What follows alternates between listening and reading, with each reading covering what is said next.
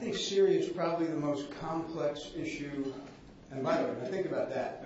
With all the other things we've just talked about, we haven't mentioned 4 or 5 other parts of the world that are complicated. Syria is the most complex of all because it is in many ways, a crucible for all of the other factors and influences related to the Arab Spring, the conflict among different sects of Islam, ethnic issues, major power interventions, non-state actors. I mean, we could.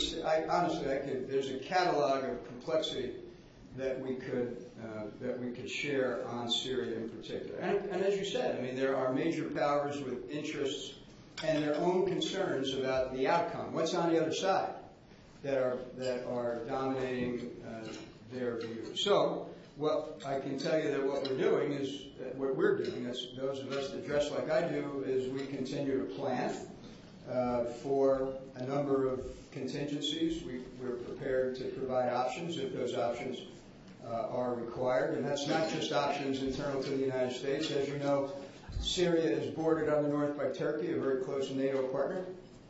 And so we're working through NATO as well to understand, to try to clarify, and to try to collaborate on planning that ultimately might be useful. But the military instrument of power at this point is not the prominent instrument of power that should be applied to Syria.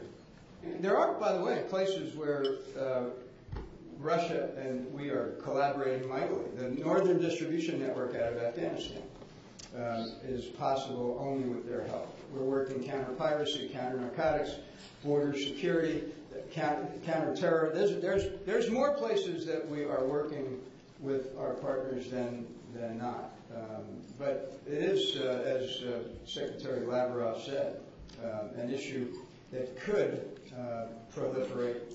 In particular, I think if Iran achieves nuclear weapon status.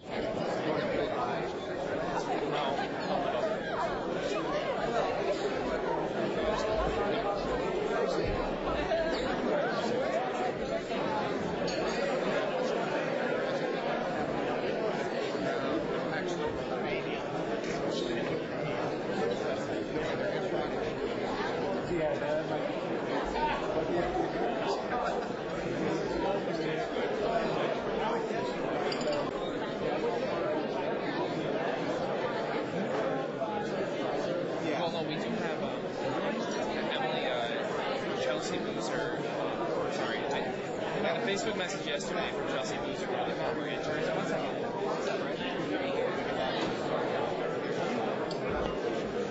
Chelsea Boozer, one of the former